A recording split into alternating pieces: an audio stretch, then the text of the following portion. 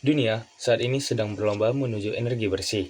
Namun, di balik gemerlap transisi hijau, terdapat perebutan sumber daya alam yang tidak terlihat, mulai dari litium, kobalt, nikel, hingga REE, atau yang kita kenal sebagai logam tanah jarang. Permintaan akan mineral-mineral ini diprediksi akan berlipat ganda hingga tahun 2040. Bagaimana dengan Indonesia? Saat ini, China mendominasi produksi logam tanah jarang hingga 85%, disusul oleh Australia.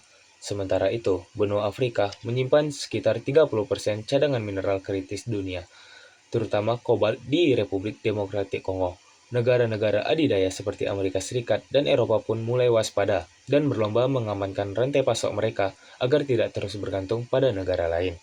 Berada di jalur cincin api Pasifik, Indonesia memiliki potensi kekayaan geologi yang luar biasa.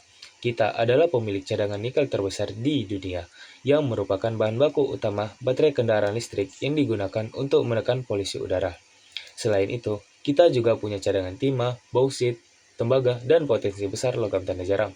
Menariknya, dari 28 lokasi mineralisasi logam tanah jarang di Indonesia, hampir 70%-nya belum dieksplorasi secara optimal. Seperti pernyataan yang terdapat di paper, Indonesia memiliki cadangan yang signifikan untuk transisi global menuju energi bersih dan kemajuan teknologi.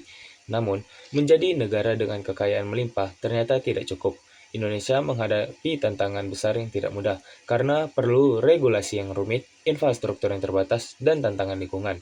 Mungkin inilah saatnya bagi Indonesia untuk tidak hanya menjadi penambang, tapi juga pemimpin dalam industri hijau. Bukan hanya menjual nikel, tapi membangun ekosistem baterai. Bukan hanya menambang REE, tapi mengembangkan teknologi pengolahan sendiri. Namun, semua itu membutuhkan kesadaran bahwa sumber daya alam bukanlah berkat tanpa pengolahan yang bijak. Kita tidak bisa terus mengulang pola lama seperti eksploitasi, kerusakan lingkungan, dan ketergantungan pada negara lain untuk teknologi.